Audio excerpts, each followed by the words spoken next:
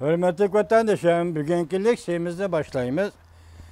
Leksiyada Sıdıkacı Rozi, Washington'dan sözleyimiz.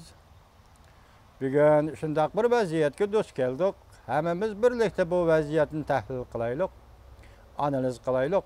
Milletimiz Uygur'un kelgüsüge bu vaziyet qandaq ta'sir qiladi tefekkür kılaylık, oylanaylık, fikir kılaylık. Hürmetli vatandaşlarım, biz tüvende leksiyamızda başlayımız. Leksiyanın mavzusu mundaq birinci mavzusu. Devlet, 5 devlet taşqi işler ministerleri Washington diyen boldu. Amerika Qo'shma Shtatlari O'rta Osiyo davlatlari bilan munosabatni yaqinlashtirmoqchi bo'ldi. Mavzuli xabar 8-oyning 4-kuni Amerika ovozining Xitoy tili programmasida e'lon qilindi. Xabar mundaq boshlandi.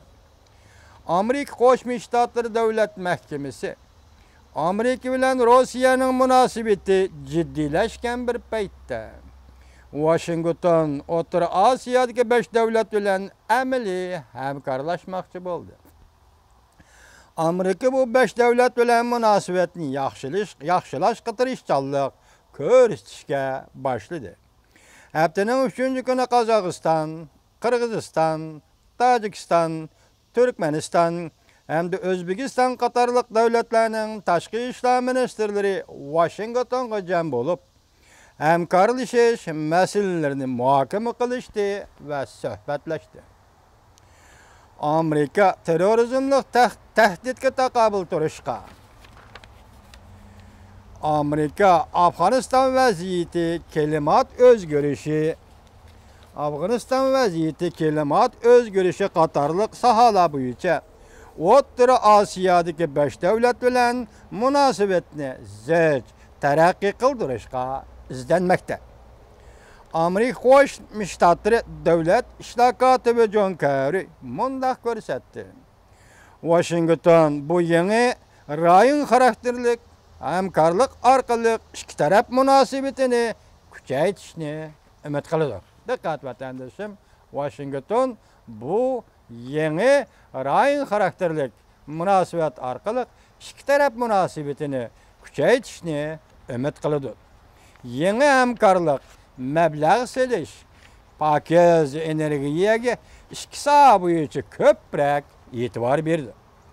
Davlat ishlar kotibi John Kerry mundaq ko'rsatdi.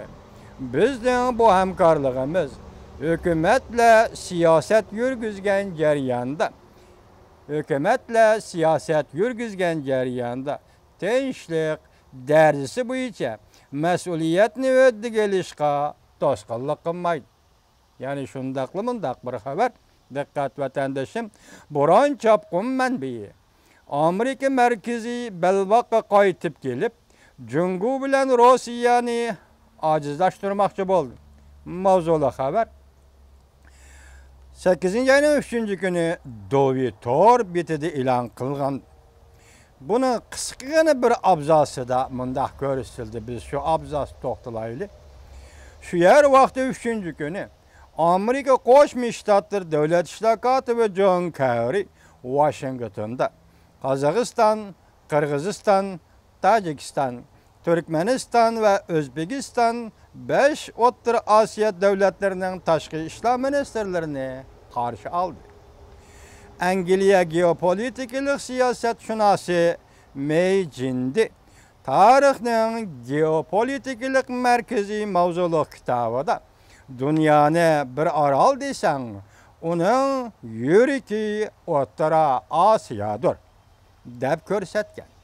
Bu rayonning strategik o'rnidan boshqa, bu rayonni Ross bilan Xitoyning o'z oldiga egallab olishidan saqlanish Amerikaning xalqiliq o'ylaydigan masalasidir. Diqqat vatandoshim, dunyoni bir orol desang, uning yuriki O'rta Osiyodir deb ko'rsatgan.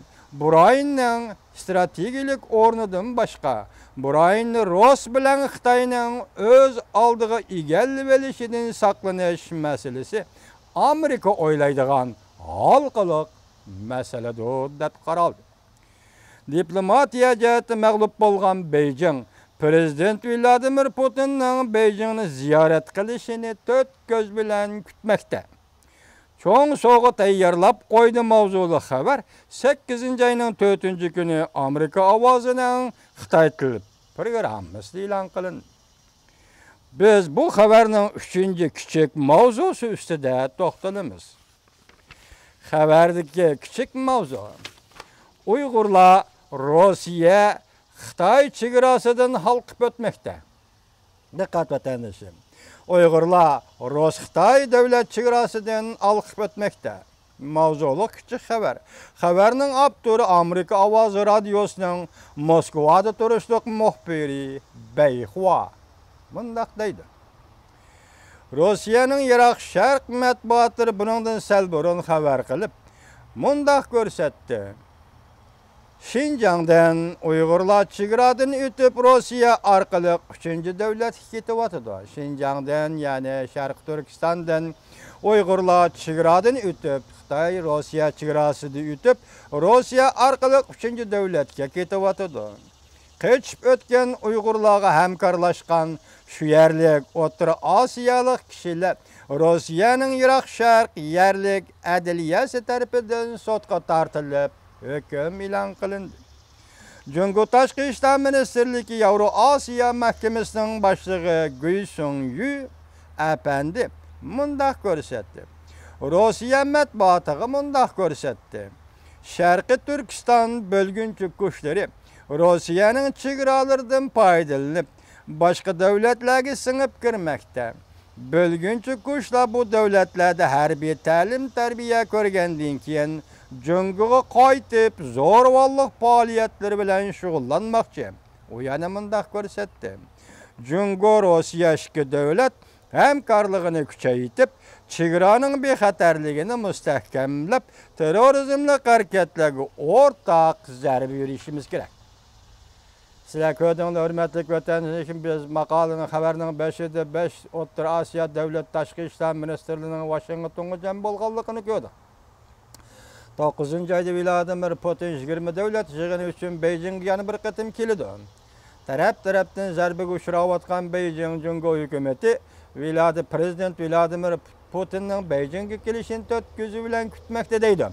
Shundaqla O'rta Osiyodagi 5 davlatning diplomatlari Washingtonda jam bo'lgan dal shundaq paytda Erkin Osiyo Amerika ovozi radiosining muxbiri Beyxua apandining o'tirg'a ko'tarib chiqqan masalasi yoki amaliy masala bo'lsin yoki Jungo Rossiya ikki davlat munosabatiga bo'lsin, o'tirg'a ko'tarib chiqqan masalasi Uyg'urlar masalasi.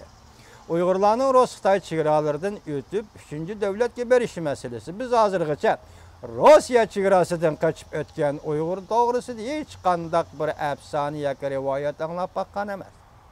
Biz hozirgacha Rus-Xitoy chegarasidan o'tgan Uyg'urlar to'g'risida hech qanday rivoyat afsona anglab baqqan emas. Bu qayerdan keldi? Nemishqa dal mushkunda Rus-Xitoy o'rtasida yana Uyg'ur masalasi o'rtaga chiqib qoldi.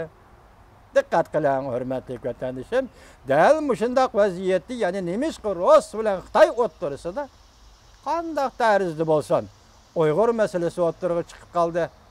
Leksiyamizning davomiga diqqat qiling, hurmatli vatandoshlar.